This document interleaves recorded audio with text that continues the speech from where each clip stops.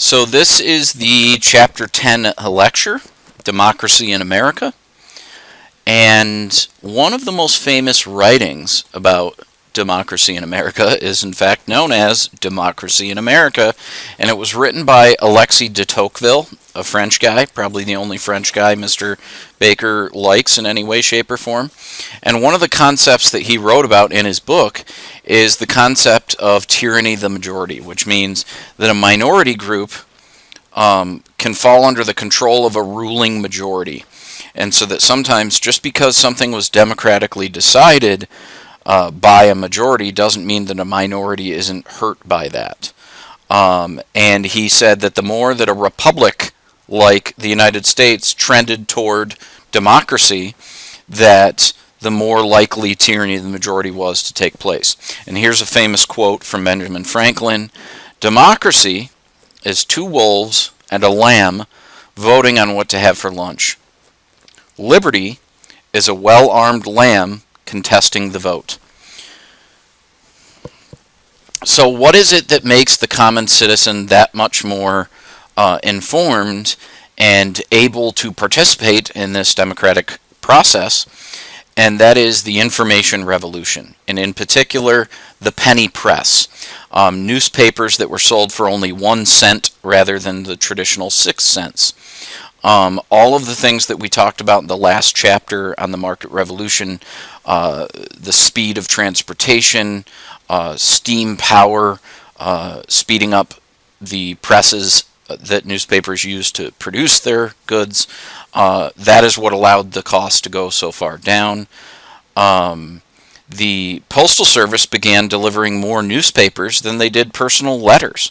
And by 1840, there were more newspapers sold in the United States than in all of Europe, which is significant because of the huge difference in population between the United States and all of Europe. So the information revolution really keeps the average person much more informed about what's going on in their country. Now,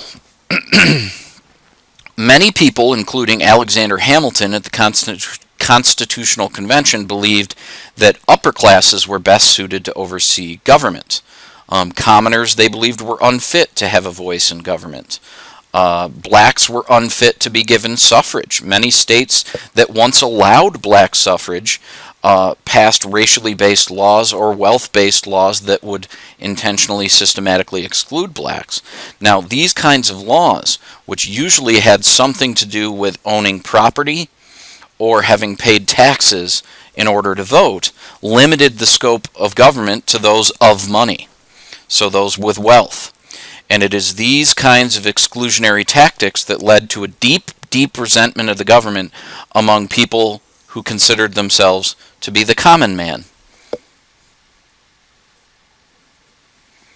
Now, foreign policy in this time period that the common man is beginning to become more aware via the information revolution, but may still be systematically excluded from the political process. What's going on foreign policy-wise at this time? Well, the period of time between the end of the War of 1812 and the election of 1824 comes to be known as the era of good feelings. And simply put, it's that people were very comfortable with the job that the Democratic-Republican majority in the government were doing. Elected by landslides in both 1816 and 1820, President James Monroe was really, really popular. And one of the most popular moves he made as president to maintain peace with the rest of the world and U.S. neutrality in the world was to declare the Western Hemisphere off limits to European powers in the Monroe Doctrine. And this is very similar to the concept of mutually assured destruction during the Cold War. The threat of war, the threat of violence, actually helped keep the peace. So essentially what he is saying to Europe is, stay out of the Western Hemisphere. You mind your business in your hemisphere. We will mind our business in ours.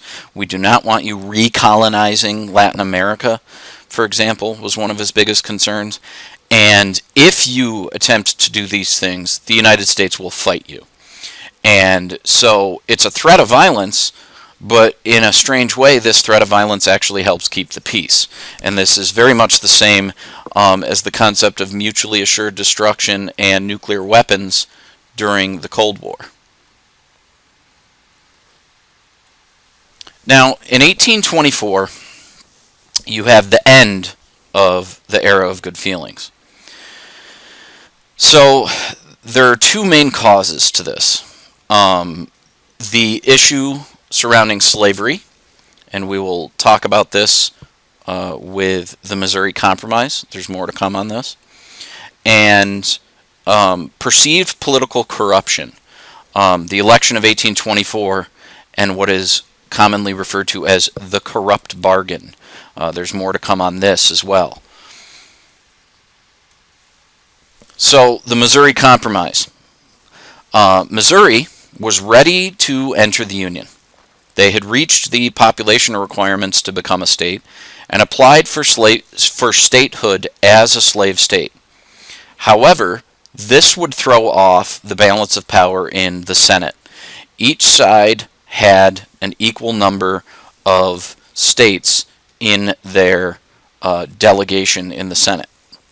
So you had slave states, free states, and they both were equal in number. There were 12 free states in the north and 12 slave states in the south. So then, what's going to happen with Missouri?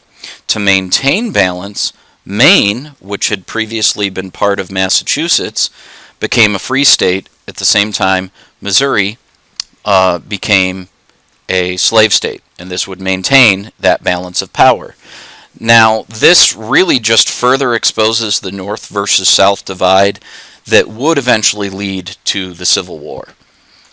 Here's another map that I wanted to show you. The southern border of the state of Missouri, which just so happened to be the 36-degree 30-minute latitude line, was supposed to separate where eligible territory for slavery would be versus ineligible territory that would forever remain free. So everywhere north of this line would be considered free territory. Now what you see in blue here, the Arkansas territory, would be eligible and open to slavery. However, pay close attention to the fact that this area to the west that eventually becomes part of the United States is known at the time as New Spain and would become an independent nation of Mexico the year after the Missouri Compromise in 1821.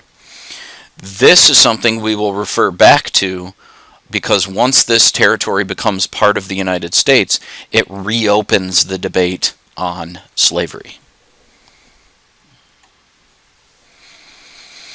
Now, in the election of 1824, we talked about how the slavery issue in the Missouri Compromise was the first major reason for the end of the era of good feelings, while the second reason is perceived political corruption in the election of 1824. So, what happened exactly in the 1824 election? By 1824, most landowning qualifications for voting had been revoked, and the only remaining barrier in most places became being that of a taxpayer, and even that in time was going to go away. And in this presidential election, Andrew Jackson won the popular vote by more than 13 percentage points because he was seen as the common man. He was just like these newly eligible voters. And he did fail to secure an electoral majority, however, and this, according to the Constitution, throws the election into the House of Representatives.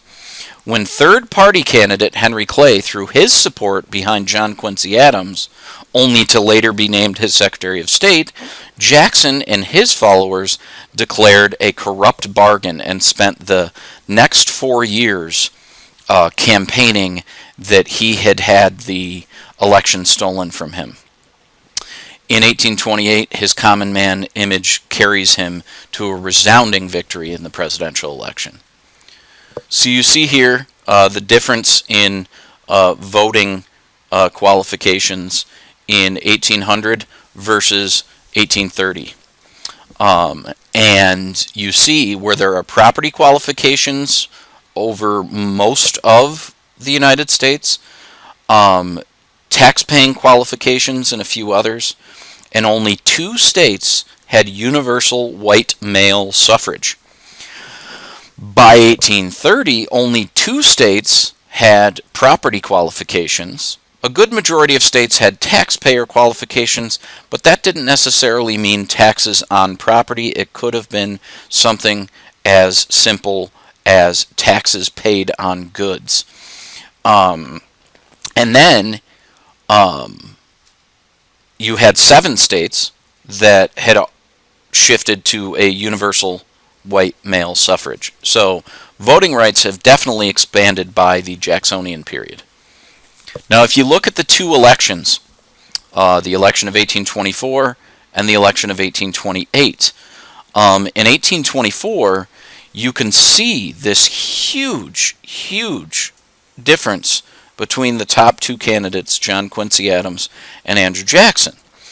And it was only the third-party candidate, Henry Clay, who encouraged people in the House of Representatives to vote for John Quincy Adams and not Andrew Jackson, that led to this concept of the corrupt bargain. And 4 years later, there was a 2-horse race between Andrew Jackson and John Quincy Adams, and Andrew Jackson resoundingly defeated him by even more than he had the first time in the popular vote, and enough to carry also a resounding victory in the electoral vote as well. Now, Jackson's win changes American politics. This painting, which is called Stump Speaking by a famous artist of this time, George Caleb Bingham, in 1854 he painted this, but it depicts something from before this time period, something that changed about politics once Andrew Jackson ran for office. And you can see here where a candidate, quite literally the reason it's referred to as stump speaking, would often step up on something that could get them up off the ground and project their voice further. Sometimes that happened to be a stump in the middle of a field. And here is a person running for office, and he's speaking to a pretty wide variety of people. You see what is very obviously a wealthy man here, but a much more common-looking person here. And speaking directly to the voters became much more important once voting rights expanded the way they did by the Jacksonian period. And as corrupt as it is, one easy way to sway the commoner's vote is depicted in George Caleb Bingham's 1854 painting, County Election. And you can see here the serving of drinks, throwing a party, often won you votes simply because the people liked the liquor that you had served them. Now, the age of Jackson was a very divided time, because Jackson is extremely popular among the common citizen because he addressed issues that concerned the lower class people that put him in office, such as the perceived corruption in the national bank. He vetoed the national bank. The perceived corrupt protective tariffs. He demanded a lowering of those tariffs. And the availability of land to lower class people. Via Indian removal, land is opened up for these lower class supporters. It led the financial standing of the United States to be in question for the first time. It was unclear just how the American banking system was going to operate once the bank had been vetoed. Now, after some time, the National Bank is rechartered again, but it was Jackson who had vetoed it, and it is his abuse of the veto power. If you allow me to go back and show you this famous political cartoon in which Andrew Jackson is referred to as King Andrew I, and he is holding his veto power while trampling on the Constitution of the United States. And it is his veto power and perceived abuse of it that led to cartoons like this being made of him. Now, the Nullification Crisis. The Tariff of 1828 raised taxes on imported manufactured goods made of cotton or wool, as well as on raw materials like iron. South Carolina, and we've mentioned South Carolina numerous times before in this course as a state that often spoke up against the federal government, referred to this as the Tariff of Abominations. The state's leaders insisted that the tariff on imported manufactured goods raised the prices paid by Southern consumers only to benefit rich Northerners. And they threatened to nullify it or declare it null and void within their state borders. It took the threats of President Jackson saying that if South Carolina and other states failed to comply with the federal government, that he would pass a force act and march troops possibly even into the state. Ironically enough, his own vice president, John C. Calhoun, was the one leading the nullification movement. And in an effort to avoid violence, Henry Clay engineered the passage of a new tariff. And by 1833, that gradually had reduced the tariffs to their old levels. Perhaps what Jackson is most known for, and why he has such a horrible reputation as a very poor person, is the providing of land to lower class Southerners by removing Native Americans from their land. And this was justified because Jackson claimed he wanted to encourage civilized Native Americans to assimilate into white society, and that any of those who refused to assimilate were in the way of progress of the nation. The Indian Removal Act of 1830 was signed to force Native Americans, primarily Cherokees and Creeks in the southeast, especially the state of Georgia, off of their lands. And in 1832, in a Supreme Court decision, Worcester v. Georgia, the act is declared unconstitutional, and it even specifies that the Cherokee people, and therefore other natives, were entitled to their sovereignty, which was independence from any U.S. jurisdiction on their lands. This was a legal victory for Native Americans, but it was not a practical one because Andrew Jackson, and this is a direct quote from the time, said, "Marshall has made his decision. Now let him enforce it." And if you remember the powers of the three branches of government and how they are summarized for a younger elementary age student, for example, Congress makes the law. The judiciary interprets the law, so they get to say whether it is good or bad, or constitutional or unconstitutional. But it is the president who enforces the law. And Jackson was more or less thumbing his nose at Andrew Jackson by saying you could, or at John Marshall by saying you can say whatever you want, but me as president, I will not enforce it. And here is a famous painting depicting the Trail of Tears that resulted from Jackson's ignoring of the decision and further enforcement of the Indian Removal Act. That is the end of Chapter 10. If you have any questions, by all means, reach out to me. Otherwise, I'll see you in class.